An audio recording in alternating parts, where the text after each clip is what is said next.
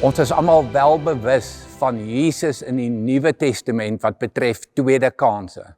Maar dit is vir my verskriklik belangrik dat ons moet die Ou Testament ook betrek om agter te kom dat dis God se hart, dis wie God is, 'n God van tweede kanse.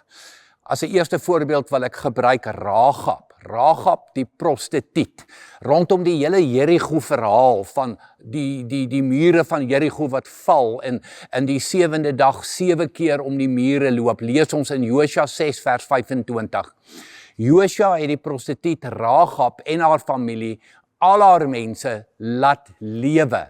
Sy het tussen die Israeliete gewoon en haar nageslag woon nou nog hier, omdat sy die manne vir wie Josua gestuur het om Jerigo te verken, weggesteek het. Hoor die tweede kans, 'n prostituut, sy en haar mense draai na God toe en hulle kry 'n tweede kans. 'n ander baie bekende voorbeeld in die Ou Testament is koning Dawid. Die Dawid wat vir Goliat verslaan het, die Dawid wat koning geword het, maar ook die Dawid wat oorspel gepleeg het. Onthou jy die Batseba verhaal? Die Dawid wat Batseba se man laat vermoor het. Dawid die moordenaar. Maar dan gebeur Psalm 51 waar hy werklik diep berou het oor alles.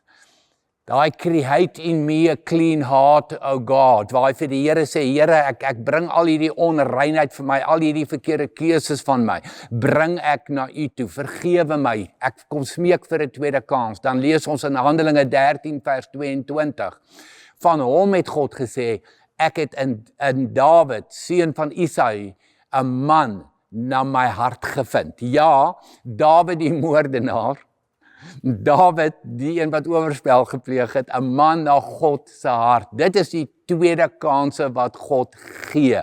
'n God van tweede kanse, ook in jou lewe en in my lewe. En dit is nie net Nuwe Testament nie, dis God se hart, Ou Testament en Nuwe Testament. Manasse, ek wil amper sê die berugte Manasse in 2 Kronieke 33, doen die moeite gaan lees daardie verhaaltjie. Daar's 9 verse oor sy boosheid, oor hoe boos hierdie man was, onder andere dat hy sy kinders in die vuur gegooi het, sy seuns as 'n offerande in die vuur gegooi het, wreed, absoluut boos. Maar hy draai na God toe en hy kom smeek vir genade om genade. Hy kom vra vir 'n tweede kans. En wat doen die Here? Selfs hierdie bose Manasse kry 'n tweede kans. Daar's genade vir hom.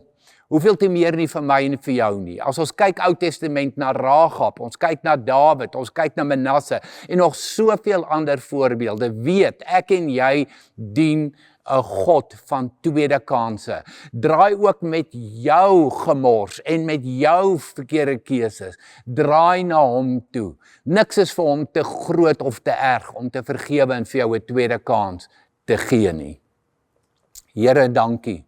Dankie vir tweede kanse. Dankie vir U hart, Here God, wat ons sien in die Ou Testament en in die Nuwe Testament. 'n God van tweede kanse. Ons loof U. Amen.